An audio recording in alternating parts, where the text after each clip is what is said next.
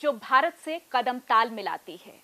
भारत हंसता है तो हंसती है, भारत गाता है तो गाती है, भारत दर्द में होता है तो चीखती है। इस कलम को अगर सदी की वीर रस की सबसे सशक्त कलम कहा जाए तो कोई अतिशयोक्ति नहीं होगी। जी हाँ, ये कलम है ओजस्वी राष्ट्र प्रहरी डॉक्टर हरिओम पंवार जी की। एक ऐसी बुलंद आवाज जिसमें हरि भी है और ओम भी है। पंवार की इस आवाज में पावर भी है। एक ऐसी आवाज जिसने गरीबों, शोषितों, मजदूरों को गाया। एक ऐसी आवाज जिसने आतंक के खिलाफ खुलकर आवाज उठाई। एक ऐसी आवाज जिसने घोटालों को उजागर किया। एक ऐसी आवाज जिसने कारगिल युद्ध में उन माँओं, उन बहनों, उन पत्नियों के दर्द को गाया जिन्होंने अपने बेटों को, अपने पति को, अपने भाइयों को खोया है। एक ऐसी आवाज जिसने देश के हर ज्वलंत मुद्दे पर अपनी कलम चलाई। आजादी के 75वें सालगिरह के इस मौके पर आप इंडिया न्यूज के साथ हैं। मैं सोनल दहिया आपका बहुत बहुत स्वागत करती हूं और जाहिर तौर पर हमारे दर्शकों के लिए भी ये बहुत ही रोमांचित कर देने वाला क्षण है। प्रणाम सोनल जी, प्रणाम। मैं इंडिया न्यूज़ चैनल का बहुत बहुत आभारी हूं कि इस कोरोना काल के इस संत्रास के बाद और इस कोहराम जैसी और संत्रास जैसा जीवन लगभग 15 महीने मैंने भी कैद जैसा जीवन घर में बंद रह के जिया है। पूरे कोविड प्रोटोकॉल फॉलो किए हैं, कवि सम्मेलन हुए नहीं हैं और इंडिया न्यूज़ चैनल ने आज मुझे अवसर दिया है अपने श्रोताओं तक पहुंचाने का। मैं हृदय से उनका आभार व्यक्त करता हूं। पंवार साहब, एक परिचय तो आपकी कविताओं से निकल कर आता है, लेकिन एक परिचय ऐसा है जो आप अपनी कविताओं में अपना परिचय देते हैं। मैं चाहती हूं कि हम शो की शुरुआत उस परिचय से करें जो आप अपनी कविता में अपनाते हैं। मेरी मान्यता रही है हमेशा और मैं एक ही लगभग इस दृष्टिकोण को सामने रख के कविताएं लिखता रहा। मैं वो कलम नहीं हूँ जो बिक जाती हो दरबारों में। मेरी मान्यता भी है, मेरा दृष्टिकोण भी है और मैं इस पर अमल भी करने की कोशिश भी करता हूँ और कभी कभी हिम्मत भी करता हूँ। मैं वो कलम नहीं हूँ जो बिक जाती हो दरबारों में। मैं शब्दों की दीप शिखा हूँ अंधियारे चौबारों में। मैं वाणी का राजदूत हूँ, सच पर मरने वाला हूँ, डाकू को डाकू कहने की हिम्मत करने वाला हूँ। मेरी कलम वचन देती है अंधियारों से लड़ने की, राजमहल के राजमुकुट के आगे तन कर अड़ने की। उस कवि का मर जाना ही अच्छा है जो खुददार नहीं। देश जले मैं कुछ ना बोलूं, मैं ऐसा गद्दार नहीं। जी हाँ, देश जले मैं कुछ ना बोलूं, मैं ऐसा गद्दार नहीं। देखिए, बात यहाँ पर आज़ादी के जश्न की हो रही है और पंवार साहब की कविताओं के बगैर आज़ादी का जश्न अधूरा सा लगता है। जब बात संविधान की होती है, जब बात लाल किले की होती है, तो आपकी कविता बहुत लाजमी हो जाता है सुनना। मैं भारत का संविधान हूँ, लाल किले से बोल रहा हूँ। मैं चाहती हूँ कि आगाज उसी कविता के साथ आ जाए। अवश्य अवश्य अवश्य, मुझे भी ये कविता पसंद है। इस वर्ष तो केवल आज़ादी का जश्न नहीं, भारत की आज़ादी का अमृत महोत्सव शुरू हो रहा है। हम 75वें वर्ष में जा रहे हैं आज़ादी के। किसी भी मुल्क के लिए लोकतंत्र के 75 वर्ष हालांकि बड़ी अवधि नहीं होती, लेकिन कम भी नहीं होती। और मेरी पूरी कविता में भारत के संविधान का वो बयान है जो मुझे सपने में संविधान ने बोला। इसमें हरिओम पंवार नहीं बोलता, भारत का संविधान बोलता है। मैं भारत का संविधान हूँ, लाल किले से बोल रहा हूँ, मेरा अंतर मन घायल है, दिल की गांठें खोल रहा हूँ। मैं शक्ति का अमर गर्व हूँ, आज़ादी का विजय पर्व हूँ, पहले राष्ट्रपति का गुण हूँ, बाबा भीमराव का मन हूँ। मैं बलिदानों का चंदन हूँ, कर्तव्यों का अभिनंदन हूँ। कभी कभी मैं रामायण हूँ, कभी कभी गीता होता हूँ। कभी कभी मैं रामायण हूँ, कभी कभी गीता होता हूँ।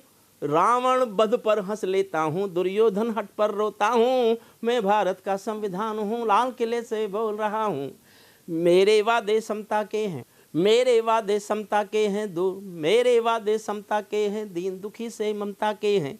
कोई भूखा नहीं रहेगा, कोई आंसू नहीं बहेगा। मेरा मन क्रंदन करता है जब कोई भूखा मरता है। मैं जब से आबाद हुआ हूँ, अपनों से बर्बाद हुआ हूँ। मैं ऊपर से हरा भरा हूँ, मैं ऊपर से हरा भरा हूँ। संसद में 100 बार मरा हूँ। मैं भारत का संविधान हूँ, लाल किले से बोल रहा हूँ। मैंने तो उपहार दिए हैं, मौलिक भी अधिकार दिए हैं, धर्म कर्म संसार दिया है, जीने का अधिकार दिया है, सबको भाषण की आज़ादी, कोई भी बन जाओ गांधी। यहाँ से कविता प्रारंभ होती है। ठीक से कविता का यहाँ से प्रारंभ होता है। समझिए संविधान क्या कहना चाहता है और हमने संविधान के आंसुओं को किन संदर्भों में समझने और स्वीकारने की कोशिश की है। सबको भाषण की आज़ादी, कोई भी बन जाओ गांधी, लेकिन तुमने अधिकारों का 135 करोड़ से संबोधन है भारत के संविधान का, लेकिन तुमने अधिकारों का मुझ में लिखे उपचारों का ये कैसा उपयोग किया है, सब नाजायज भोग किया है, मेरा यूं अनुकरण किया है, मेरा यूं अनुकरण किया है, जैसे सीता हरण किया है, जैसे सीता हरण किया है। मैंने तो समता सौंपी थी, तुमने फर्क व्यवस्था कर दी, मैंने न्याय व्यवस्था दी थी, तुमने नर्क व्यवस्था कर दी, मैंने न्याय व्यवस्था दी थी, तुमने नर्क व्यवस्था कर दी, मैंने न्याय व्यवस्था दी थी, तुमने नर्क व्यवस्था कर दी। सत्ता भी थैली कर डाली, गंगा भी मैली कर डाली, शांति व्यवस्था हास्य हुई है, विस्फोटों का भाष्य हुई है, आज व्यवस्था भी रोती है, गुंडों के घर में सोती है, पूरे कांप रहे यादों से, राजा डरता है प्यादों से, गांधी को गाली मिलती है, डाकू को ताली मिलती है, क्या आपराधिक चलन हुआ है, क्या आपराधिक चलन हुआ है, मेरा भी अपहरण हुआ है, मैं भारत का संविधान हूँ, लाल किले से बोल रहा हूँ, मैं भारत का संविधान हूँ। कविता की बहुत संवेदनशील ये पंक्ति पढ़ता हूँ, बहुत संवेदनशील। मेरा भी अपहरण हुआ है, मैं भारत का संविधान हूँ, मैं चोटिल हूँ, छत विक्षत हूँ, और कितना रोए संविधान, मैं चोटिल हूँ, छत विक्षत हूँ, मैंने यूं आघात सहा है, जैसे घायल पड़ा जटायु, हारा थका करहा रहा है, जिंदा हूँ या मरा पड़ा हूँ, अपनी नब्ज टटोल रहा हूँ, मैं भारत का संविधान हूँ, लाल किले से बोल रहा हूँ, मैं भारत का संविधान हूँ। मेरे बदकिस्मत और गंभीर हों, मेरे बदकिस्मत लेखे हैं, मैंने काले दिन देखे हैं, मेरे भी जज्बात जले हैं जब दिल्ली गुजरात जले हैं, हिंसा गली गली देखी है मैंने, रेल जली देखी है, संसद पर हमला देखा है, अक्षरधाम जला देखा है, मैं दंगों से जला पड़ा हूँ, आरक्षण से छला पड़ा हूँ, मुझे निठारी नाम मिला है, खूनी नंदी ग्राम मिला है, माथे पर मजबूर लिखा है, सीने पर सिंगूर लिखा है, गर्दन पर जो दाग दिखा है, ये लश्कर का नाम लिखा है,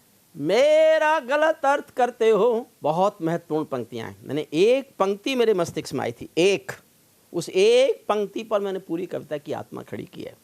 मेरा गलत अर्थ करते हो, सब गुणगान व्यर्थ करते हो, खूनी फाग मनाते तुम हो, मुझ पर दाग लगाते तुम हो, मुझ में खोट समझने वालों, मुझको वोट समझने वालों, पहरेदारों आंखें खोलो, दिल पर हाथ रखो फिर बोलो, जैसा हिंदुस्तान दिखा है ऐसा मुझ में कहाँ लिखा है, मैं भारत का संविधान हूँ, लाल किले से बोल रहा हूँ, मैं भारत का संविधान हूँ। वर्दी की पड़ताल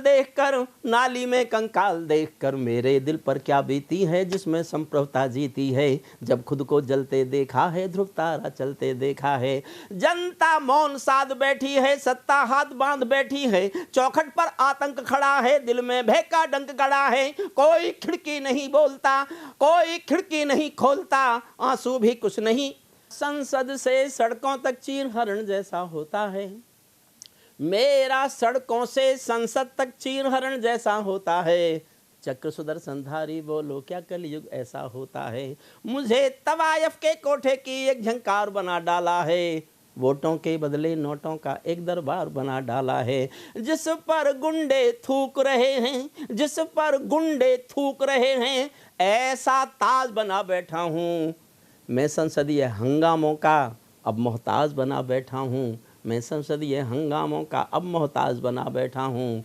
बहुत ही शानदार। मेरे तन में अपमानों के भाले ऐसे गड़े हुए हैं, समापन करता हूँ कविता का। मेरे तन में अपमानों के भाले ऐसे गड़े हुए हैं, जैसे सरसैया के ऊपर भीष्म पितामह पड़े हुए हैं। मुझको धृष्ट राष्ट्र के मन का गोरख धंधा बना दिया है, पट्टी बांधे माँ गंधारी जैसा अंधा बना दिया है। मेरे पहरेदारों ने ही पथ में बोए ऐसे कांटे, मेरे पहरेदारों ने ही पथ में बोए ऐसे कांटे, जैसे कोई बेटा बूढ़ी माँ को मार गया हो चांटे। वाह। छोटे कद के अवतारों ने, छोटे कद के अवतारों ने मुझको बौना समझ लिया है, अपनी अपनी खुद गर्जी के लिए खिलौना समझ लिया है। मुझ अपनी अपनी खुद गर्जी के लिए खिलौना समझ लिया है। मैं लोह में लथपथ होकर, मैं लोह में लथपथ होकर जनपथ हर पथ डोल रहा हूँ। शायद नया खून जागेगा इसीलिए मैं खोल रहा हूँ। मैं भारत का संविधान हूँ, लाल किले से बोल रहा हूँ। मैं भारत का संविधान हूँ, लाल किले से। तो सुना आपने पवार साहब को, पीड़ा जिसका साम्राज्य है ऐसा राजमहल हूं मैं, पीड़ा जिसका साम्राज्य है ऐसा राजमहल हूं मैं, जिसके अंदर लाश दफन है ऐसा ताजमहल हूं मैं। कहीं ना कहीं सुनकर पवार साहब को आप, कविताएं तो मैंने कभी पढ़ी नहीं मंचों पर, तुमने ये बिल्कुल तो पवार साहब आपकी एक एक पंक्ति हमें याद है और कहीं ना कहीं देश जिंदा हो उठता है आपकी पंक्तियों में। अगर हम आगे बढ़ाएं इस कारवां को तो हम कारगिल युद्ध की बात कर लेते हैं। कारगिल युद्ध एक ऐसी कविता पवार साहब जिसे गाकर मैं खुद बड़ी हुई हूँ, और ऐसा कोई मंच नहीं रहा होगा जहां पर ये कविता विश्व भर में गूंजी ना हो। ये मेरे लिए बहुत रोमांचक है ये सुनना ही। सोनल बिटिया से ये सुन लेना कि वो बहुत छोटी उम्र से उन्होंने मुझे गाना शुरू किया। मैंने उनकी नीरज जी का एक बहुत श्रेष्ठ गीत उनकी आवाज़ में सुना था, तो मैं जानता नहीं था सोनल जी को। मेरे मन में ये आया था कि सोनल जी इतना अच्छा गा रही हैं, लेकिन क्योंकि नीरज जी बहुत बड़े नाम हैं, हमारे बहुत बड़े कवि हैं, तो शायद उन्होंने उनको ही गाया होगा। तो मेरा मन करता था, मैं आज बता रहा हूँ आपसे, पहले मैंने बिटिया से कभी नहीं कहा कि किसी दिन मेरी भी कोई कविता सोनल गाएं अपने इस सुरीली आवाज़ में, मीठी आवाज़ में, लेकिन ये सौभाग्य मुझे मिला। करगिल पर एक ऐसी कविता सुनाता हूँ जो शहीदों को समर्पित है। बिल्कुल पवार साहब, जब भी आप कारगिल युद्ध की बात करते हैं तो कारगिल युद्ध कविता को जब पवार साहब पढ़ते हैं तो उसको कहीं ना कहीं दो टुकड़ों में पढ़ते हैं। एक टुकड़ा वो जो देश के शहीदों के नाम है, और एक टुकड़ा वो जो देश के वीर जवान सीमा पर डटे हुए हैं उनके नाम है। तो हम चाहते हैं कि वो दोनों ही टुकड़े, दोनों टुकड़े मैं आपको सुनाता हूँ। दो हिस्सों में है। तो शहीद जो आज़ादी लाने के लिए चले गए, हो गए, शहीद हो गए, आज़ादी लाने के लिए हवन किया उन्होंने अपना जीवन, और दूसरे जो आज़ादी के बाद भारत की रक्षा के लिए। मैं एक वाक्य बोलता हूँ आजकल, और मैं इंडिया न्यूज़ चैनल के माध्यम से आज फिर बोलना चाहता हूँ। मैंने देवता नहीं देखे। भगवान राम हमारे देवता हैं, भगवान कृष्ण हमारे देवता हैं। हमारे देश में तो सनातन धर्म का हिंदू मैं भी हूँ, और मैं मानता हूँ कि हमारी मान्यता है कि हमारे अपने रक्षक हमारे देवता हैं, होते ही होंगे ही, और मैं भी मानता हूँ, लेकिन मैंने देखे नहीं है। मैंने जो देवता देखे हैं ये वो देवता हैं जो फौज की वर्दी पहनकर सीमा पर खड़े हैं, जिनके कारण हम सुरक्षित हैं, जिनके कारण हम आज सब आज़ाद हैं, जिनके कारण हम अपने देश में उत्सव मना रहे हैं, जिनके कारण ये टेलीविजन्स के प्रोग्राम चल रहे हैं, जिनके कारण 15 अगस्त का उत्सव में पूरा देश झूमेगा, पूरा देश उत्सव मनाएगा, जिन देवताओं के कारण ये दिन है। मैं एक वाक्य और बोलता हूँ और मुझे बहुत अच्छा लगता है। ये मैंने कहीं सुना, किसका है मुझे पता नहीं, किसके मुंह से निकला, लेकिन मैंने किसी चैनल पर किसी को सुनते हुए कि तिरंगा हवा से नहीं लहरता, तिरंगा फौजियों की सांसों से लहरता है, जो सीने पर गोली खाने को आगे बढ़ जाते थे, भारत माता की जय कहकर फांसी पर चढ़ जाते थे, जिन बेटों ने आजादी के लिए कहानी दे डाली, आजादी के हवन कुंड के लिए जवानी दे डाली, दूर गगन के तारे उनके नाम दिखाई देते हैं, दूर गगन के तारे उनके नाम दिखाई देते हैं, उनके स्मारक भी चारों धाम दिखाई देते हैं, उनके स्मारक भी चारों धाम दिखाई देते हैं, वे देवों की लोकसभा के अंग बने बैठे होंगे। हमसे कोई पूछता है कि कहाँ है वो, मैं बता रहा हूँ वो कहाँ है। और हिंदुस्तान की राजनीति के खराब लोग बासी अखबारों की वस्तु हैं, इसके सिवा वो कुछ भी नहीं है, कुछ भी नहीं है। जिनकी निष्ठा और समर्पण देश के प्रति नहीं है, फिर भी राजनीति करते हैं, उनकी जगह केवल कल के बासी अखबारों में है। लेकिन उन शहीदों का स्थान कहाँ है, मैं बताता हूँ। वे देवों की लोकसभा के अंग बने बैठे होंगे, वे देवों की लोकसभा के अंग बने बैठे होंगे, वे सतरंगी इंद्रधनुष के रंग बने बैठे होंगे।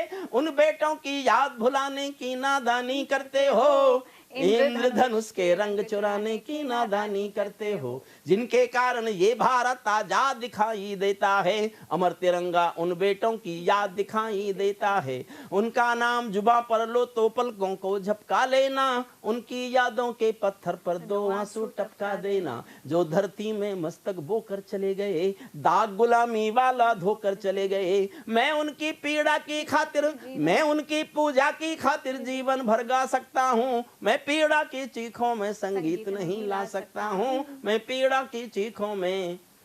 और एक करगिल के शहीदों के लिए हिस्सा है, सोनल जी को बहुत पसंद भी है और कई बार भी उन्होंने इसकी मुझसे फरमाइश भी की है।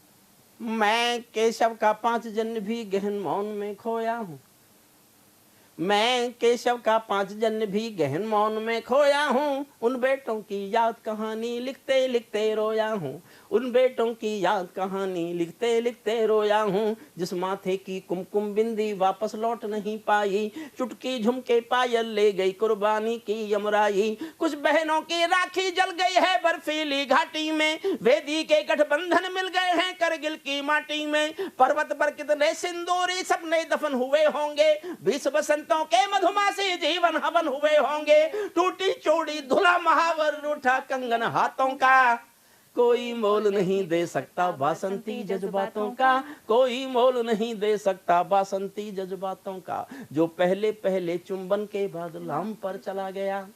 एक पल को ये एहसास जिए आप सब श्रोता इंडिया न्यूज़ के चैनल्स के, इंडिया न्यूज़ चैनल के सब श्रोताओं से मैं अनुरोध करता हूँ कि जो मैं एहसास गाने जा रहा हूँ उसको एक पल जीने की कोशिश करना। एक पल, जो पहले पहले चुंबन के बाद लाम पर चला गया, नई दुल्हन की से छोड़कर युद्ध काम पर चला गया। उसको भी मीठी नींदों की करवट याद रही होगी, खुशबू में डूबी यादों की सलवट याद रही होगी, खुशबू में डूबी। और मेरे जीवन की अगर मुझे संवेदना लिखने के लिए कोई कहे तो मैं, मेरा पूरे जीवन की सर्वाधिक एक मेरे लिहाज से ऐसी 2 पंक्तियां जो संवेदनाओं में इससे अधिक मैंने कुछ अच्छा लिखा नहीं है। और 2 भी नहीं है, एक ही पंक्ति जी। इन 2 में भी एक पंक्ति। और सोनल बिटिया, मैं इस चैनल पर यह कहने का साहस कर रहा हूं कि मैं आज भी एक पंक्ति का कवि हूं। मैंने एक पंक्ति अच्छी लिखी है, बस पढ़ रहा हूं मैं उस पंक्ति को। मुझे आशीष दे जनता, और मैं ऐसी एक पंक्ति और लिख लूं तो मैं घोषणा करूं कि मैं कवि हो गया हूं। मैं अभी अपने को एक पंक्ति का कवि मानता हूं। ये बड़प्पन है पमार साहब। मैं फिर दोहराता हूं, मैंने इस एक पंक्ति को लिखकर मुझे लगा था कि हाँ, मैं शायद अच्छी कविताएं लिख सकता हूं। जो पहले पहले चुंबन के बाद लाम पर चला गया, नई दुल्हन की से छोड़कर युद्ध काम पर चला गया। उनको भी मीठी नींदों की करवट याद रही होगी, उनको भी मीठी नींदों की करवट याद रही होगी, खुशबू में डूबी यादों की सलवट याद रही होगी। उन आंखों की 2 बूंदों से 7 सागर हारे हैं, उन आंखों की 2 बूंदों से 7 सागर हारे हैं। जब मेहंदी वाले हाथों ने मंगलसूत्र उतारे हैं, जब मेहंदी वाले हाथों ने मंगलसूत्र उतारे हैं। गीली मेहंदी रोई होगी छुपके घर के कोने में, ताजा काजल छूटा होगा चुपके चुपके रोने में। जब बेटे की अर्थी आई होगी सोने आंगन में, शायद दूध उतर आया हो बूढ़ी माँ के दामन में। वो विधवा पूरी दुनिया का बोझा सर ले सकती है, जो अपने पथ की अर्थी को भी कंधा दे सकती है, जो अपने पथ की अर्थी को भी कंधा दे सकती है। मैं ऐसी हर देवी के चरणों में शीश झुकाता हूँ, मैं ऐसी हर देवी के चरणों में शीश झुकाता हूँ। इसीलिए मैं कविता को हथियार बनाकर गाता हूँ, इसीलिए मैं कविता को हथियार बनाकर गाता हूँ। वाह। जिन बेटों ने पर्वत काटे हैं अपने नाखूनों से, कल्पना करो कैसे लड़ते होंगे सीमा के हमारे बेटे। जिन बेटों ने पर्वत काटे हैं अपने नाखूनों से, उनकी कोई चाह नहीं है दिल्ली के कानूनों से। जो सैनिक सीमा रेखा पर ध्रुव तारा बन जाता है, उस कुर्बानी के दीपक से सूरज भी शर्माता है। गरम दहानों पर तोपों के जो सीने अड़ जाते हैं, उनकी गाथा लिखने को अंबर छोटे पड़ जाते हैं। उनके लिए हिमालय कंधा देने को झुक जाता है, कुछ पल को सागर की लहरों का गर्जन रुक जाता है। उस सैनिक के शव का दर्शन तीर्थ जैसा होता है। चित्र शहीदों का मंदिर की मूरत जैसा होता है। चित्र शहीदों का, कुछ पंक्तियां और जोड़ी हैं मैंने इसमें। क्या ये देश उन्हीं का है जो सीमा पर मर जाते हैं? क्या ये देश उन्हीं का है जो सीमा पर मर जाते हैं? अपना खून बहाकर टीका सरहद पर कर जाते हैं। कोई युद्ध वतन की खातिर सबको लड़ना पड़ता है। संकट की घड़ियों में सबको सैनिक बनना पड़ता है। जो भी कौम वतन की खातिर मरने को तैयार नहीं, उसकी संतति को आजादी जीने का अधिकार नहीं। उसकी संतति को आजादी जीने का अधिकार। अंतिम 4 पंक्तियां, और अंतिम पंक्ति मैंने बहुत गुस्से में लिखी थी राजनीतिज्ञ लोगों के लिए। जो सैनिक सीमा रेखा पर ध्रुव तारा बन जाता है, उस कुर्बानी के दीपक से सूरज भी शर्माता है। सैनिक अपने प्राण गंवा कर देश बड़ा कर जाता है। बलिदानों की बुनियादों पर राष्ट्र खड़ा कर जाता है। जिनको माँ के बलिदानी बेटों से प्यार नहीं होगा, उन्हें तिरंगे को लहराने का अधिकार नहीं होगा। उन्हें तिरंगे को लहराने का अधिकार नहीं होगा। उन्हें तिरंगे को लहराने। बहुत शानदार पवार साहब, आपकी साहित्यिक यात्रा में एक बहुत ही अहम कविता है कश्मीर घाटी के दिल की धड़कन। आप पिछले 29 साल से उस कविता को गा रहे हैं, और कहीं ना कहीं आपने खुद कहा ये कि उस कविता को आपने संसद में मरते देखा है। क्या लगता है मकाम मिल गया कविता को? बिल्कुल बिल्कुल।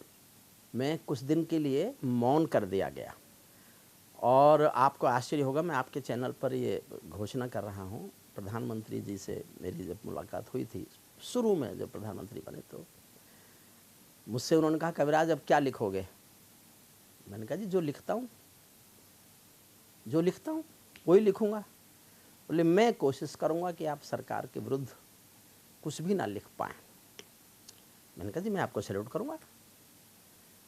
तो वो तो एक अलग मुद्दा है कि ऐसा हुआ कि नहीं, लेकिन कुछ दिन के लिए तो उन्होंने ऐसा कुछ किया ही कि। अच्छा पवार साहब, इसी बीच देखिए, ये आपने जिक्र यहाँ चलाया है तो एक बहुत ही रोचक किस्सा है आपका और वाजपेयी साहब का। जी, जी, बड़े मधुर रिश्ते आप लोगों के जी, रहे, जी, जी, लेकिन जी। बावजूद इसके कहीं ना कहीं आपने लिखा उस वक्त सरकार के खिलाफ।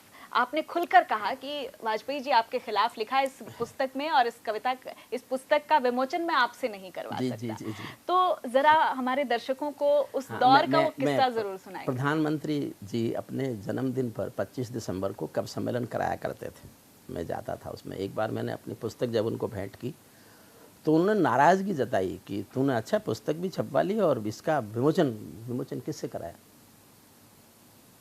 मैंने कहा जी आपसे नहीं कराया, जी। मैंने विमोचन ही नहीं कराया, क्योंकि इसमें आपके सरकार के 2 फैसलों के खिलाफ बहुत कड़वी कविताएं हैं जी। इसलिए मैं आपको धर्म संकट में नहीं डालना चाहता था। मैं जानता हूँ मैं आपसे आकर जिद करता मेरी पुस्तक का विमोचन करो, आप बिना पढ़े कर देते।